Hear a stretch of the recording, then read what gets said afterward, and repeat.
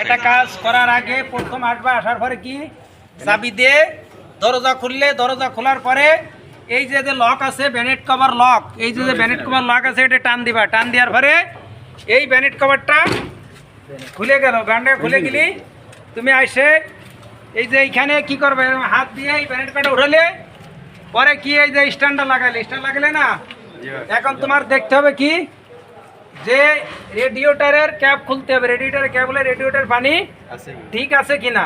তারপরে তোমার এই যে এটার পুরোটার নাম কি রেডিয়েটর। তারপর দিতে গেলে ব্যাটারি। ব্যাটারি এই যে এটার বলে টার্মিনাল পোস্ট। এই টার্মিনাল পোস্টে টার্মিনাল লিড সঠিকভাবে লাগানো আছে কিনা তোমার চেক করে দেখতে হবে, শক্তভাবে লাগানো আছে কিনা।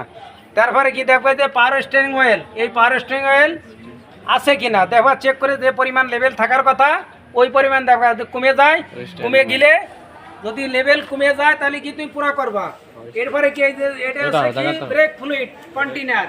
এই ব্রেক ফ্লুইড কন্টেইনারে কি ব্রেক ফ্লুইড থাকে, এটা থাকার কথা কতটুকু ম্যাক্সিমাম, সর্বনিম্ন হলে মিনিমাম। যদি মিনিমামের নিচে চলে যায় তাহলে ব্রেকে আর কাজ করবে না। যদি ম্যাক্সিমামে আসে মিনিমাম পর্যন্ত কি তোমার পুরা করতে হবে।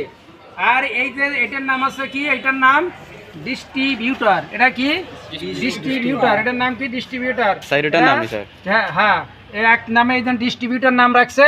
এটাতে চারটে, এটা কি চারটেই ওয়্যার আছে। ওয়্যার দিয়ে কি করে ওরা প্রয়োজনে কারেন্ট স্পার্ক করার জন্য দেয়। প্রতিটা প্লাগের সাথে ওটা লাগানো আছে স্পার্ক করার জন্য কারেন্টের সাহায্য করে। তারপরে এইটার নাম আছে কি আর এই পুরোটার নাম আছে কি ইঞ্জিন। আর এটার নাম কি মোবিল বড়, এটা ইঞ্জিন অয়েল ক্যাপ। আর এটা হচ্ছে কি এয়ার ক্লিনার বক্স। এয়ার ক্লিনারের কাজ কি, এয়ার ক্লিনার কাজ হলো পরিষ্কার বাতাস ইঞ্জিনে প্রেরণ করে। যদি এর সাথে সঠিক বাতাস না মানে পরিষ্কার করে না দেয়, বালু গিলে এর ভিতরে যদি এই বাতাস ঢোকে গেলি পিস্টন লাগলে পিস্টন রিং কি যদি বালু যায় তাহলে ঘর্ষণে খেয়ে দেবে, ক্ষয় হয়ে যাবে, তখন তেল লিক করবে, কালো ধোয়া দেবে, বেশি সমস্যা দেবে। ঠিক আছে।